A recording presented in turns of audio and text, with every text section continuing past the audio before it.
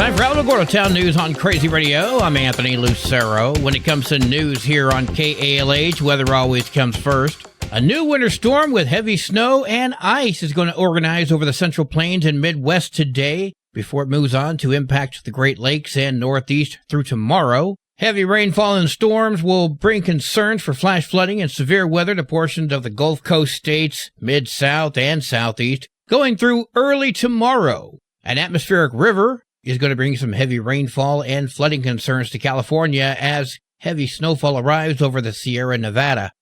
Closer to home, although primarily dry conditions are expected to continue, there are some opportunities for rain and snow today and late Friday, maybe Saturday morning. Temperatures are going to be cooling to near normal for today and tomorrow. Winds are going to pick up again for Friday and Saturday with the next storm system coming in. Dry and warmer conditions return early next week. We'll have another look at the weather following this news. This is roadblock information for Wednesday, 12 February. Roadblocks are subject to change without notice.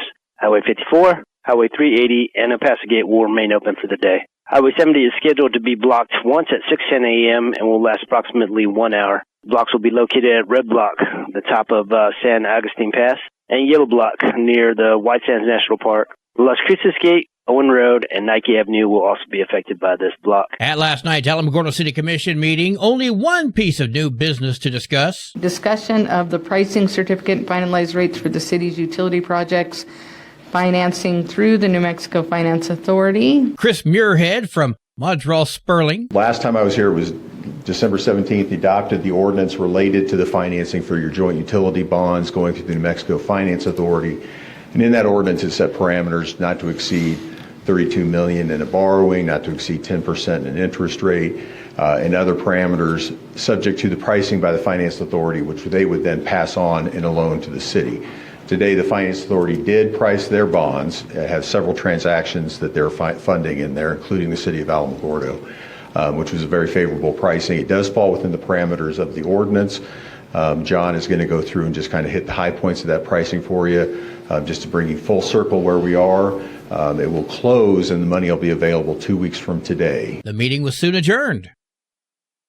The Alamogordo Police Department reports an increase in a concerning crime known as whitewashing. That's where criminals are targeting outgoing personal checks placed in mailboxes. Here's what happens. Consumers place a personal check for bills or business use, and then thieves steal those checks and then alter or wash the checks to steal funds. To protect yourself, do the following. Do not leave outgoing mail, especially checks, in your mailbox. If you have to mail something, you should take it directly to the post office. Retrieve your mail as soon as possible to avoid giving thieves an opportunity. Be extra vigilant with tax season upon us. Make sure to keep an eye out for any important mail. And also use the website irs.gov/where'smyrefund to check the status of your tax refund. That way you're aware of what's coming in the mail. The county commission's having a regular meeting tomorrow. Lots of new business, like opposing the Antiques Act, recognizing emergency dispatchers as first responders, request approval to submit an application to the Department of Public Safety for a Safe Haven baby box, and fiscal year 25 community services grant to Main Street Alamogordo. Plus, turns out the Weed School building needs a new roof. The Alamo Senior Center presents the Valentine's Dinner and Dance happening tomorrow. The meal is served between 2 and 3, featuring steak fillet, shrimp skewers, and some red velvet cake. The dance kicks off at 3. Music by Bo Rivers. Cost is $15 a head, and you can buy your tickets at the front office or the day of the event. See the Alamogordo Senior Center Facebook page for more information. Kelly Knight from the Otero County Extension Office told me about an upcoming class that may be of use to you or a loved one. On Thursday mornings in February, we're going to be hosting a program. It's called On the Road to Living Well with Diabetes. It's a total of 5 sessions, and it's all about how to help individuals who have diabetes reduce their complications of diabetes. And so we'll be covering different topics and providing participants with different tools to help them prevent those complications. 575-437-0231 for details. The La Luz Agricultural Market is taking place this Saturday. That's at 7350 US 54, South Alamogordo. Lots of fresh produce, animals, baked goods, whole bunch of cool stuff. It's right across from the Boot Hill RV Park. If you have any questions, 575-442-1193. The Tularosa Basin Downwinders Consortium is having a town hall meeting. That's this Saturday from 2 until 4 p.m., 1050 North Bookout Road in Tularosa. That's the old community center. The purpose of the meeting is to discuss the progress and status of the expansion of the Radiation Exposure Compensation Act and what the public can do to support the effort. A protest is scheduled for Monday in front of the courthouse at 1000 North New York, beginning at 12:30, to protest the bond release of Deputy Jacob Diaz-Austin. The conditions of the release are sealed, and he was accused of the first-degree murder of Elijah Hadley. News from around the state in just a moment. This is Alamogordo Town News on Crazy Radio. I'm Anthony Lucero. Local news from local perspectives, from local voices. AlamogordoTownNews.org. Local sports, local events, and local happenings and more. Nonprofit owned and operated by Second Life Media. We are Otero County. AlamogordoTownNews.org. Heard daily on Crazy KALH Radio 95.1. Directory Plus is the right size book. It's the book if you need a phone book. That's what just one person has to say about Directory Plus. With its red cover, features, colorful yellow pages, and lots more, it's no wonder people all over use Directory Plus. It has so much more information. You can cross-check phone numbers or addresses or pretty much anything.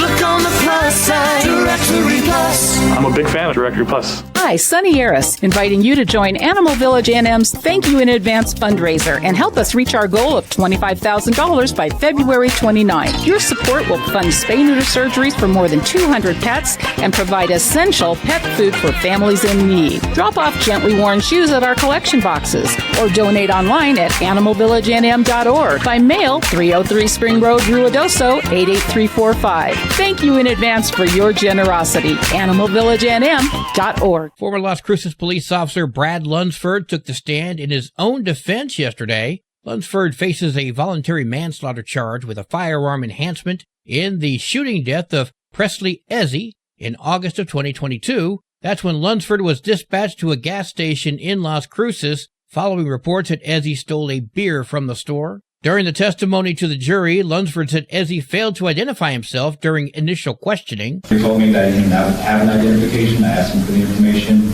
He provided me with the first name of Pete Ezer. I spelled out his last name for him, E-Z-E-R. He confirmed that was a spelling. He gave me a date of birth of 3/8 of 1990 and an address out of El Paso, Texas. During direct examination, the defense asked Lunsford as to why he didn't review the surveillance footage from the gas station.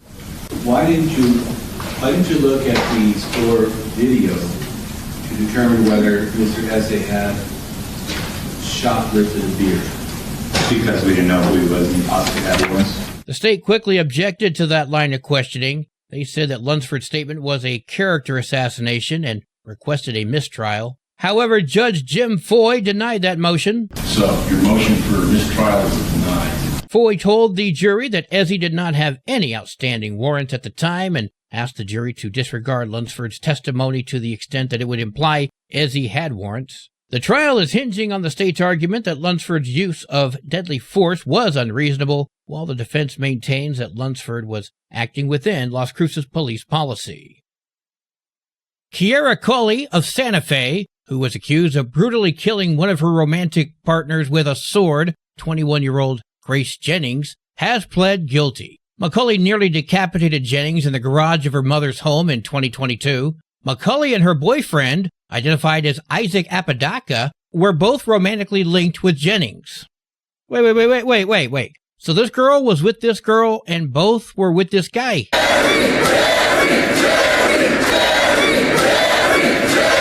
McCulley pled guilty Monday to second-degree murder in exchange for testifying against Apodaca, who's been accused of coercing McCulley into killing Jennings. McCulley faces 30 years in prison, which is twice the time a second-degree murder charge normally carries, but the deputy district attorney said the extra time is for the brutality of the murder. The New Mexico Supreme Court has suspended Albuquerque attorney Thomas Clear III amid an ongoing DWI scandal. FBI Special Agent in Charge Raul Bahanda spoke with KOAT. We were able to find out that this was an organization And to be successful at something like this, it unfortunately involves a lot of people, and sometimes at different levels. The order was issued yesterday and comes after the state Supreme Court ordered Clear to show cause why he should not face discipline with regards to his role in the alleged DWI scandal involving Albuquerque police and other entities. The state Supreme Court said Clear submitted his response to the show cause order on Friday, February 7th.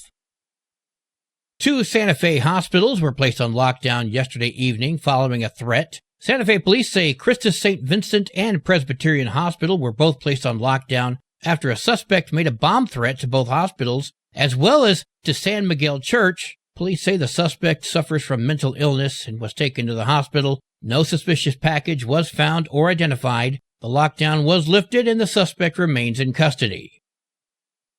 The New Mexico Department of Health confirmed the first measles case of 2025 in the Land of Enchantment. An unvaccinated Lee County teenager was the victim. New Mexico had 2 measles cases last year, which were the first cases the state had seen since 2021. Former Secretary of the Interior Deb Haaland has formally announced her campaign for New Mexico governor. That's why I am running for governor of the great state of New Mexico. The former Congresswoman was the first Native American woman elected to Congress. The election for governor is set to take place in November 2026. Remember last May when a Farmington High School graduate was told to remove a graduation cap she adorned with Native American beads? Some state senators are now pushing for a law to keep school administrators from doing it again. The bill would codify in state law that Native American students in public schools can wear tribal regalia at graduation ceremonies or public school events. How disrespectful that was in terms of those of us and how we as Native people look at an eagle plume, and what it represents. Senator Benny Shendo, a Democrat from Jemez Pueblo, speaking with KRQE, he hopes a new state law will make a difference. His bill would make it explicitly legal for Native American students to wear regalia at school graduation ceremonies or events. A specific protection is needed after that Farmington incident, according to Shendo. It was kind of unfortunate. I felt, almost ashamed that something like this would happen here in the state of New Mexico where, particularly at a school where, large majority of those are Native students. Now, some lawmakers are worried about this bill because it doesn't clearly define what regalia would be allowed and could be misinterpreted to include offensive symbols. However, the bill passed with unanimous support and is now expected to head to the Senate Education Committee. Lawmakers also recommended that the bill include an emergency clause so that it will take effect at this year's high school graduation ceremonies. Sports and weather are coming up next. This is Alamogordo Town News on Crazy Radio. I'm Anthony Lucero. They are role models and educators. Their work requires a great deal of time and energy for very little pay. Who are these unsung heroes? Thanks, Coach. Thanks, Coach. The simple truth about education-based athletics in New Mexico is this. Without a committed team of coaches and administrators, they just wouldn't be possible. School sports, they bring out the best in all of us. This message presented by the New Mexico Activities Association and the New Mexico Athletic Directors Association. One game for New Mexico's girls basketball today. New Mexico School for the Deaf at Cimarron. There are 10 games for New Mexico varsity basketball, including Redoso at Tularosa. Go Wildcats! Your Crazy Radio spot-on weather forecast for the Tularosa Basin today calls for partly sunny skies, winds gusting up to 29 miles per hour. Mostly cloudy tonight, winds gusting as high as 23, mostly sunny tomorrow. Your high today in the basin, 55, low tonight of 35, high tomorrow, 59 degrees.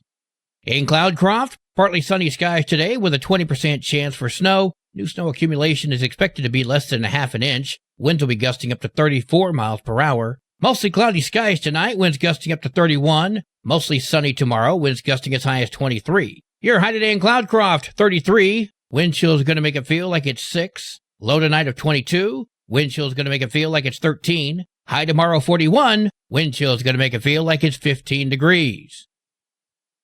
Local breaking news can be found on our website, alamogordotownnews.org, and learn more about Crazy Radio by visiting KALHradio.org. Also, check out the Crazy KALH Radio YouTube channel. That's where we post our daily newscasts, complete interviews, and other information which concerns everyone in the Tularosa Basin. Be sure to give this video a like and subscribe to our channel if you've not done so already. That way you too can remain informed of the goings-on in the Tularosa Basin.